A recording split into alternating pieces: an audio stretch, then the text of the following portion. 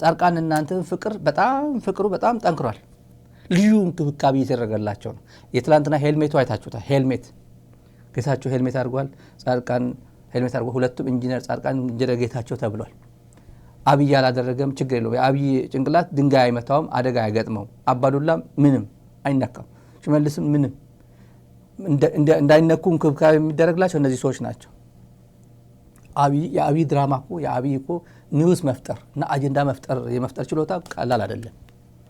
ለምንድን ነው እነዚህን ብቻ ለይተህ ሄልሜት ያረክባቸው ወይ ያረክላቸው ብትሉት በቃ እንክብካቤ ነው። በጣም ነው የምወዳቸው እኮ እኔ ጭንቅላቴ አደጋ ገጠመው አልገጠመው ተመታው አልተመታው ችግር የለውም። አባዱላም ችግር የለውም። ግን ጻድቃን አትንኩብኝ። ጌታቸው ግን አደራ እና ይሄ ለሾው ይሄን እጅ ተመልከቱ፣ የተጨባበጡ ተመልከቱ። ይሄ መጨባበጡ ካሜራ ፊት ለፊት አለ። ካሜራ ሲመጣ ነው እንደዚያ የሚያደርገው። ካሜራ ሲመጣ እና የትግራይ ፖለቲከኞችን እዚህ አጀንዳ ስለመጨባበጥ አይደለም፣ ኖርማሊ አይደለም። ይሄን ፎቶውን ተመልከቱ። ዳንኤል ክብረት ከኋላ ያለ ተመልከቱ። ዳንኤል ክብረት ነው ከኋላ። ድሮ ፊት ለፊት ነበር፣ አብይ ፊት ለፊት ነበር የሚታይ። አሁን ቦታው ተቀያየረና ጌታቸው ወደፊት፣ ዳንኤል ክብረት ወደ ኋላ ሄደ። ጊዜ እንደዚህ ነው። የስራ የእንትን መቀባበል ቅብብሎሽ ነው። የዱላ ቅብብል ማለት እንደዚህ ነው።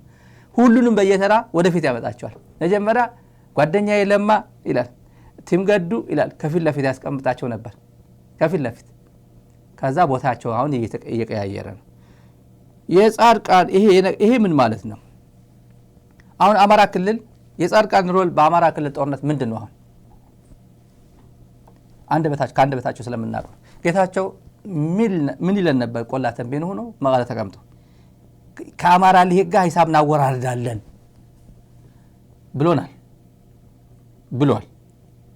የአማራ ሊቅ የሚለው ሊቅ እየተባልክ ያለው እኮ ይሄ ለይቶ ነው። ሊቅ ያለው ለይቶ ነው። ጳጳሱም ሼሁም ፕሮፌሰሩም ምናምን ፖለቲከኛውም በሙሉ ጀነራሉም ሊቅ ነው። የአማራ ተወላጅ ከሆነ ሁሉም ሊቅ ውስጥ ይገባል። አይ በሊቅ ስም እኮ እየተባልክ ያለው እኮ አማራን በአማራን ነው፣ በቃ አማራ ነው ሂሳብ እናወራርዳለን እያለ ያለው ተብሎ በሙሉ ተረጎሙትና የትግራይ ህዝብ ላይ መጠነ ሰፊ የሚባል ጥላቻ እንትን አደረጉ። ቲዲኤፍም ወደ አዲስ አበባ በሚያደርገው ጉዞ ብዙ እንቅፋት ገጥሞታል። ብዙ እንቅፋት ፋኖ በዚህ ለፍ፣ ልዩ ኃይል በዚህ ለፍ፣ ምልሻ ግባ፣ ድንጋይ ዝጋ፣ ምናምን አድርግ ምናምን ወደወረደ ቢል ችግር የለው፣ እኛ ከአማራ ምልሻ ጋር ችግር የለው፣ መሳሪያቸው አንቀማም። የአማራ ምልሻ መሳሪያን ያዝ፣ እኛ ችግራችን ከታጠቀው ከፌዴራል ጋር ነው ቢል የአማራ ልዩ ኃይልና ፋኖ ምናምን የተማረኩት እኛ ከእናንተ ጋር ልክ እንደ አጋጣሚ ከማይዋጉት ጋር ሰው ጋር እንደተዋጋንና እንደተማረከ ነው የምንቆጥራችሁ እንጂ እኛ ዝም ብለን ከእናንተ ጋር ጉዳይ የለንም ብሎ መሳሪያውን አስቀምጡና ሄዱ ብሎ እንዳለ ለቋቸዋል በሙሉ። ቢል ግን ይህን መገንባት አልቻለም። ኢሜጅ አንዴ ስለፈረሰ ነው። አንዴ ከአማራ ብልጽግና በደንብ ላይ ተጠቀመ። ባጫ ደበሌ፣ ኢትዮጵያ ቴሌቪዥን፣ ማንም አብይ አህመድ በሙሉ ይህን ፍሬሚንግ ተጠቀሙበት። ይሄ ለአማራ ህዝብ ይጠቅመዋል፣ አማራን ለማነሳሳት ጥሩ የሆነ ግብአት ሰጥቶኛል ጌታቸው ረዳ፣ በዛ ተጠቀምበት። ጻድቃን እንደዛ ሲለ ነበር። በርካታ ቪዲዮ አለ ፌስቡክ ላይ ዩቲዩብ ላይ በርካታ ጻድቃን ይል ነበር። አብይ የአማራ ልሂቃን ከፊት ለፊት አሰልፎ ነው ትግራይን ለጄኖሳይድ የፈጸመው። ትግራይን እየደበደበ ያለ ትግራይን እንትን ያደረገ ያለው የአማራ ልሂቅን ከፊት ለፊት አሰልፎ ነበር የሚለው ጻድቃን ጌታቸው የአማራ ልሂቅን ከፊት ለፊት አሰልፎ እና እንትራን ከኋላ ነው ያለው። አብይ ከኋላ አብይ ከፊት ሆኖ የአማራ ልሂቃንን አስከትሎ አይሉም ነበር። አሰልፎ አማራ ልሂቅን ከፊት ለፊት አሰልፎ ይሄን ቋንቋ ነበር የሚጠቀሙት። ኦኬ ትላንት ትክክል ነበር እንበለው፣ ስላለፈም ሰውም ስለሚተነት ነው። ጻድቃን ምን እያደረገ ነው? አሁን የትግራይ ልሂቃን ብሎ አማራ ከትግራይ ልሂቃን ጋር ሂሳብ እናወራርዳለን ይላል። አሁን አማራ ተነስቶ ልሂቃን ብሎ ጻድቃን እንዲህ ብሎ በጨበጠው አብይ በጨበጠው ጌታቸው እንዲህ ብሎ ያው አብይ ጋር ስለሄደ ከፊት ለፊት ስለተሰለፈ የትግራይ ልሂቃንን ከፊት ለፊት አሰልፎ ነው የምንባለው። አሁን እኔም እዚህ ውስጥ ገባለሁ። ጻድቃን በጨበጠው እኔ እንደጨበጥኩት ይቆጠራል። ጌታቸው ጓደኛው ስለሆነ እኔ ጓደኛው እንደሆንኩት ተደርጎ ይቆጠራል። ይሄ ምን እያደረገ ነው? የአማራ ህዝብ እየተጨፈጨፈ ነው፣ እየተገደለ ነው። ትላንት ነው ዛሬ ቀብሩ ስነ ስርዓት እያየሁት ነበር ቪዲዮ ወጥቶ ያቺ በግፍ የተገደለችው የአማራ ፋኖ ወጣቷ ተረሸነች አይቀለው መረሸን ቀላል ነበር። ግፍ የተፈጸመባት እናቷ እያዩዋት ነበር። ልብሷን ይዛ እንትንስ እያደረገች ከባድ ቀብር ስነ ስርዓት ነበር። በቃ የሆነ ግንባር የሚፈርስ ነው የሚመስለው ጦርነቱ። ይሄ ጥይት የሚተኮሰው ይሄ እንዴት እንደበሸቀ እንዴት እንደተናደደ እንዴት ይሄ ቁጭቱ ይሄ የተፈጠረው እንትን ግንፍል ብሎ ወጥቶ መዘዝ ይዞ ይመጣል ብያቸዋል። ይሄ ያ ነገር መዘዝ ይዞ ይመጣል እና ነጻርቃን እንደዚህ ሲያደርጉ ከትግራይ ጋር አሶሺየት ይደረጋል። ይሄው ከፊት ለፊት ሆናችሁ አማካሪዎች ሆናችሁ ፕሮፓጋንዲስቶች ሆናችሁ እኛ እየገጠምን ያለ ነው። ማንም ለብልጽግና አንድም ቀን የብልጽግና ደጋፊ ሆኖ የዚህ አለቅላቂ መንግስት ገዳይ መንግስት ጄኖሳይደር መንግስት ደጋፊ ሆኖ አፈኛ ሆኖ ፕሮፓጋንዲስት ሆኖ አማካሪ ሆኖ ለአንድም ቀን ያገለገለ የወንጀሉ ተባባሪ ነው። ጌታቸው ረዳ አማካሪ ነው፣ የምስራቅ አፍሪካ አማካሪ ነው፣ የፕሮፓጋንዲስቱ ነው፣ ተጠያቂ ነው። ምንም ጥርጥር የለው። እኔ እኮ አንድ ቀን የቆየሁት አንድ ወር እኮ ነው የቆየሁት የምትለው ነገር የለም። 1983 ኢህአዴግ ሲገባ ለአንድ ወር እንኳን ጭምር ስልጣን የተቀበሉ ሰዎች ተጠያቂ ሆኗል። ለአንድ ወር እንደገቡ ደርግ ገባ ኢህአዴግ ገባ ተጠያቂ ሆኗል። ቅሊንጦ ነው የገቡት። አንድ ወር ነው የኔ እኮ እንትና እኮ 16 ዓመት ነው የቆየው እንትና እኮ 17 ዓመት ከደርግ ጋር የቆየ የሚባል ነገር የለም። ሁሉም እዛ ነው የገባው። ይሄን እነዚህ እጆች አንድ ቀን መዘዝ ይዘው ይመጣሉ ነው፣ ለስደት ይዳርጋሉ ነው፣ ለቅሊንጦ ይዳርጋሉ ነው የምንለው። የጄኖሳይደር መንግስት ደጋፊ ናቸው እነዚህ እጆች ነው እያልን ያለ ነው። እኔ አይደለም የጨበጥኳቸው፣ ገዱ አይደለም የጨበጣቸው፣ ደብረጽዮን አይደለም አሁን የጨበጠው። አሁን በሚደረገው ጦርነት ማን ነው የጨበጠው? ለማ አልጨበጠውም፣ ታዬ አልጨበጠውም አይደለም። ይሄ እንዲያርጎ ጦርነት እያዋለደ ያለ ትውልድ ይሄ የራሱን ትውልድ ጨርሶ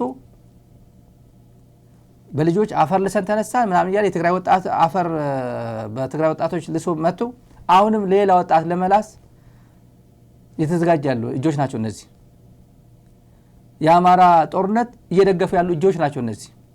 እየደገፉ ያሉ ጭንቅላቶች ናቸው እነዚህ። ብልጽግና ጋር እየተሻሸ ጦርነት እያዋለደ ያለ ትውልድ ነው ይሄ። ትላንት የአማራ ልሂቃን ከፊት ለፊት አሰልፎ በትግራይ ላይ ወንጀል ፈጽሞብናል ብልጽግና አብይ አህመድ ብሎ ሲከሱት የነበረው አሁን ተጋሩን ከፊት ለፊት አሰልፈው የነሱ ቋንቋና ፍሬሚንግ ልጠቀም ብዬ ነው። ተጋሩን ከፊት ለፊት አሰልፈው ወንጀል እየፈጸመ ነው። በትግራይ ላይ ወንጀል እየፈጸመ ነው። በአማራ ላይ ወንጀል እየፈጸመ ነው። በኦሮሚያ ላይ ወንጀል እየፈጸመ ነው። የኢትዮጵያውያን ስቃይ እያራዘመ ነው። የመጨረሻ ጓደኞች ናቸው። ሌላ ሰው ከትግራይ ዘው ብሎ ካልገባ በስተቀር ከዚህ በኋላ ከየትኛውም ብሔር ጌታቸውና ጻድቃንን ተክቶ የሚመጣ እነዚህን አባሮ ሌላ አገኛለሁ ብሎ አማትሮም አያገኝም። ከዚህ በኋላ የመጨረሻ ጓደኞቹ እነሱ ነው። እንደ እንቁላል እንዳይሰበርበት እንደዚህ እየተንከባከባቸው ያለው እሱ ውድ ዕቃዎች ናቸው ያልኳቸው ትላት ውድ ዕቃዎቹ ናቸው አሁን በጣም እና ይሄን ማወቅ አለበት። የትግራይ ጄኖሳይድ ምዕራብ ትግራይ ጸለምቲ ይሄ ሁላ ወንጀል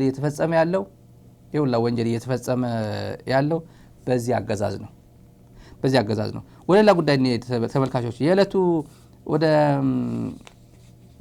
እንዲሁም እንደ መልእክት አለ ከኤርትራ አካባቢ ያው ብዙ ጊዜ መልእክት አለ። ያው ሰሞኑ በትግርኛ የነበረው በአማርኛ የተተረጎመው አለ ለጠቅላይ ሚኒስትሩ አሁን እዋጋለሁ እያልክ እርቅ ፈልጋለሁ እኔ ድርድር ፈልጋለሁ የምትለው ነገር አቆም ተብሏል። እንደ ረፍት እንዲሆነን ተመልካቾች እንደ ረፍት እዋጋለሁ እያልክ እንደገና አስታርቁኝ። ለምሳሌ ወደ ዩኤን ምንድን ነው ያለው? እኔ ትዕግስት ጨርሻለሁ ትዕግስት እንትን አድርጌያለሁ ብላልና መጨረሻ ቻፕተር ወደ ዩኤን ጌዲዮን ጢሞቴዎስ የላከው ደብዳቤ ላይ ምን ይላል? ከኤርትራ ጋር መደራደር ፈልጋለሁ ይላል። መደራደር ፈልጋለሁ። ምን የሚያደራደር ነገር አለ? ከትግራይ ጋር የምትደራደርበት ጉዳይ አለ። በጣም እጅ ላይ ያለ የፕሪቶሪያ ጉዳይ አለ። ፈጽም ተብለ አልፈጽምም ያልከው የፕሪቶሪያ ሰላም ስምምነት አለመፈጸም ብልጽግና የወደቀበት ማዕት ተቆጥሮ አያልቅም። በሙሉ ኃይሎች ጸረ አብይ አህመድ አገዛዝ ጸረ ብልጽግና ሁሉም ተሰባስበው በብልጽግና ላይ የህግ የማስከበር ዘመቻ ሲፈጽሙበት ቁጭ ብሎ ያሰላስላል። ይህችን ባደረገው እኮ ይላል። የህግ የማስከበር ስራ ይሰራበታል። ምን ጥርጥር የለው። ይሄ ዝም ሚዲያ ላይ መናገር አለ የግድ እኮ ነው። የህግ የማስከበር ስራ ህግ ማለት ህግ የማስከበር ሁሉም ለመብቱ ሟች የሆነ ትውልድ ነው ያለው። አሁን እዚህ ላይ ለመብቱ ለህዝቡ ሲል ሁሉም ያደርጋል። አብይ እጅ ላይ ያሉ ጉዳዮች ትግራይ አብይ እጅ ላይ ጉዳይ አለው። አማራ አብይ እጅ ላይ ጉዳይ አለው።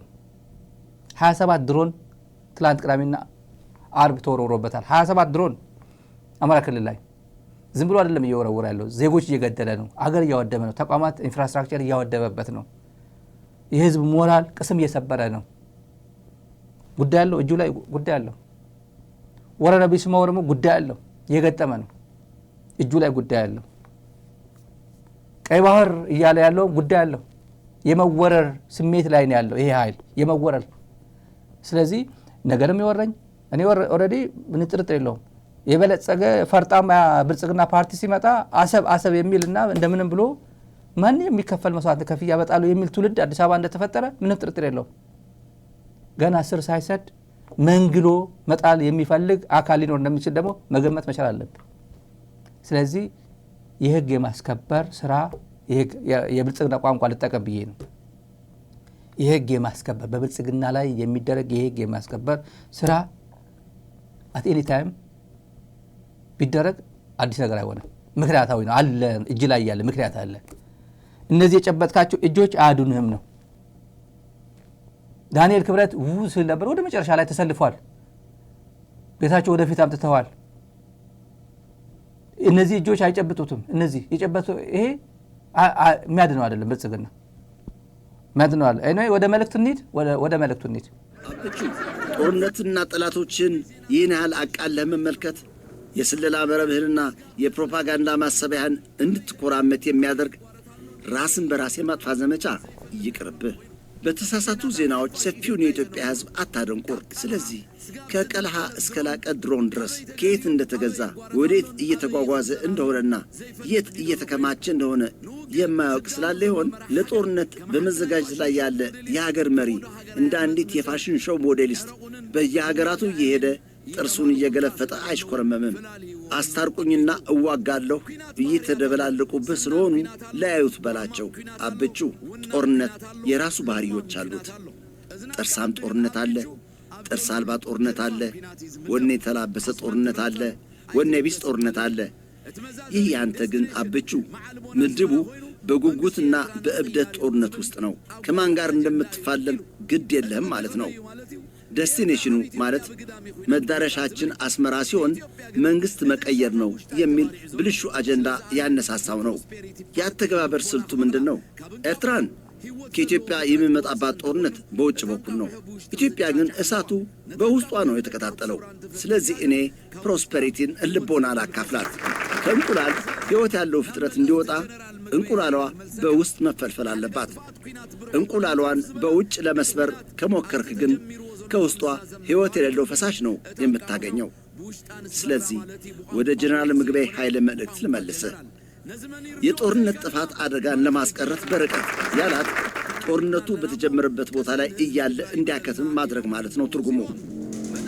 እንቁላሏን በውስጥ እንስፈራት ማለት ነው፣ በምርኮኛ ሳይሆን በጀነራል ቋንቋ። ይህን ማን ያውቀዋል ከተባለ ደግሞ የጀነራሎች ማራኪዎች። ስለዚህ ተናበናልና እፎይታ ይሰማህ የትግራይ ሕዝብ በልልን ብለውኛል እነዚህኞቹ። መልእክቴን ተቀበል የትግራይ ሕዝብ። የኤርትራ መንግስት ግልጽ አቋም ያካሄደው የኔን ባህር የኔን መሬት ረግጦ ማንም ሰው በኢትዮጵያ ሕዝብ ላይ ጥቃት መፈጸም አይችልም የሚል ግልጽ አቋም ነበረው የኤርትራ መንግስት። ከየትኛውም ጎረቤት በተለየ መንገድ የኤርትራ መንግስት የኔ ድንበር፣ የኔ መሬት፣ የኔ ዜጋ፣ የኔ ሀገር ኢትዮጵያን ለማጥፋት ጥቅም ላይ አይውልም የሚል ጽኑ አቋም ይዟል። ከትርፍ በላይ ትርፍ ነው ይሄ። ከትርፍ በላይ ትርፍ ነው። ያን እንቅስቃሴው ማየት ይችላልላችሁ። ደስታ፣ ኮንፊደንሱ መቼ ነው ይሄ?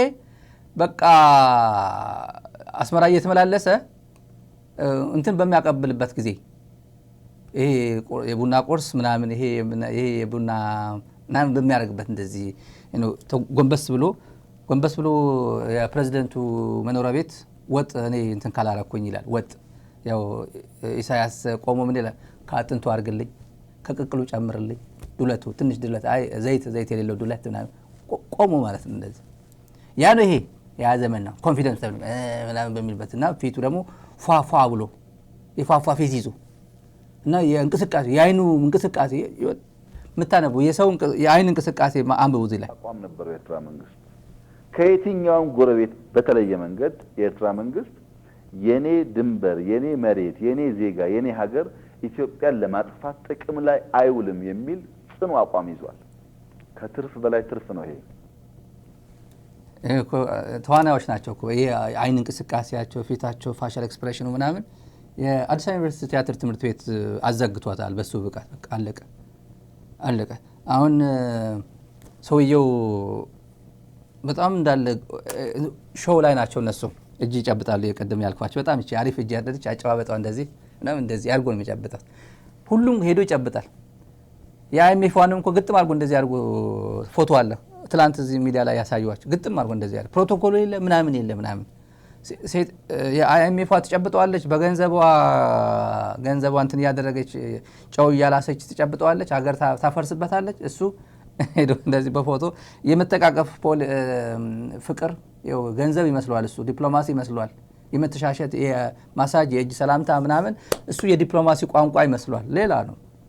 ውርደትም ነው እየተከናነብ ምታየው። ይሄ ለማንኛውም እንደዚህ ይሄ ፎቶ ምናምን አይተን እኒህና ዘና ብለዋል።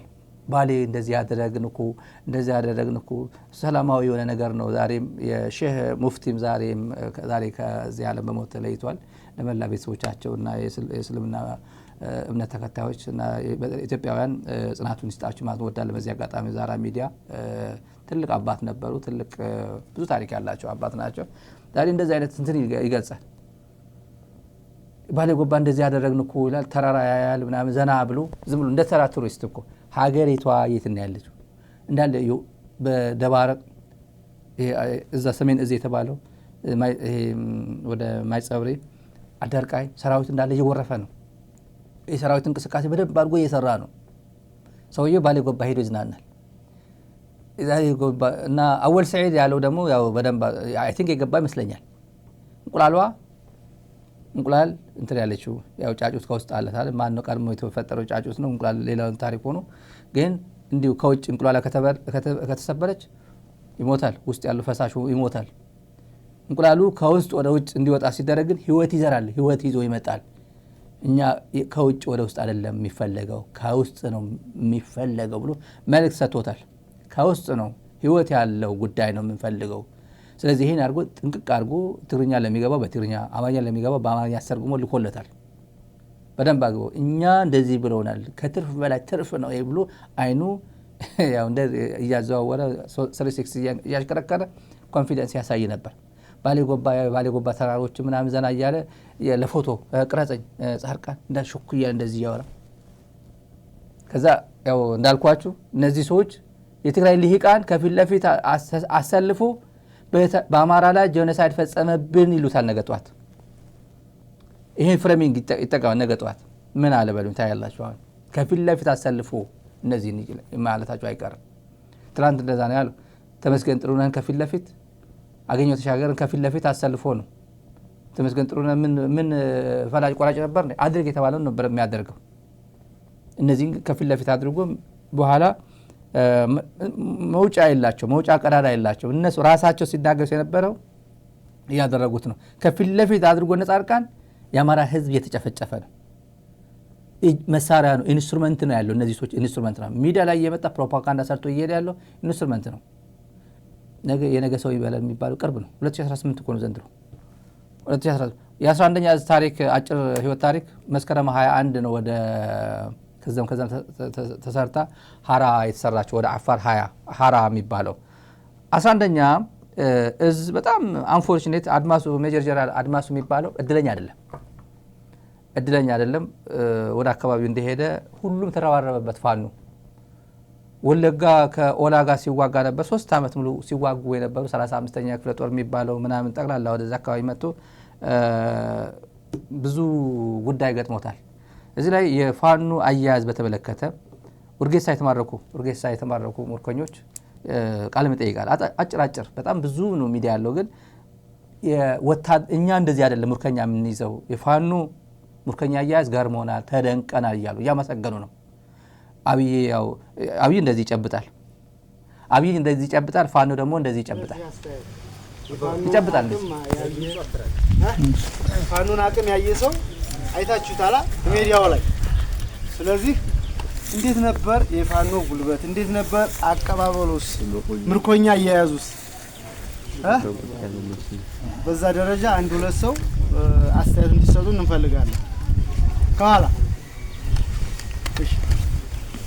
እሺ ያው መሰረታዊ ወታደር መለሰ በላይ ይባላል። ያው እንግዲህ አቀባበሉን እኛ ከዛ ሲወራ የምንሰማው እንደዛ አልነበረም። ግን በመከላከያ የሚደረገው አቀባበሉ ምርኮኛና ይሄ አንድ አይነት አይደለም። እዚህ ጋር በጣም ጥላት በጣም ይጎዳል ብለን እኛ እናስብ ነበር። ግን ከመከላከያ የበለጠ ደግሞ እዚህ ነው የተሻለ ያገኘው። እሺ አንቺ እኔ ያው መሰረታዊ ወታደር አበጅና ለተራጠይ ግድና ከገባኝ 3 አመት ነው። ከዚህ ከፋኖ ጋር ተገናኝቼ አላውቅም። ከሽኔ ጋር ስዋጋ ነው። ከዛ ከመጣሁ በኋላ ከዛ አፋር ክልል ገባን። አፋር ክልል በይ ይፈተሽ ቦታው ምናምን የተባለ 4 ቀን ነው 5 ቀን ቆየን። ከዛ በኋላ ጫኑና መተን ከዚህ ገባን ወሎ። ከዛ ጠቅላላ ይሄ ገና 3 አመት ወደ መከላከያ ከገባ ሸኔ ጋር እየተዋጋን ነበር የሚለው ኦላ ጋር እየተዋጋን ነበር ማለት ነው ያው እያለ ነው። አልፎ ጁንታ ይላሉ እኮ በጁንታ ዘመን ይላሉ እኮ አይለቅማ ባዳ ሀቢት እኮ ቶሎ አይሞትም እኮ በጁንታ ዘመን ይላል። በጁንታ ዘመን ማለት ደብረ ብርሃን ድረስ ያደረገው ማለት ነው። ጁንታ ዘመን ይሉታል። ምርኮኞቹ እንደዛ ነው የሚሉት አንዳንዶች አለ። እኔ የሚያሳዝነው በቃ በየቦታው ሙርከኛ ነው። በየቦታው እንደ ተጠግቶ ክፍለ ጦር በዚህ ይማርካል፣ ኮሩ በዚህ ይማርካል። አብይ ደግሞ እውነቴን ነው በቃ አብይ በዚህ እንደዚህ ይጨብጣል፣ እዚህ አካባቢ ሄዶ ይጨብጣል፣ እንደዚህ አብይ ይጨብጣል፣ እንደዚህ እዚህ በቃ በየቦታው ይማረካል የሱ ጠራዊት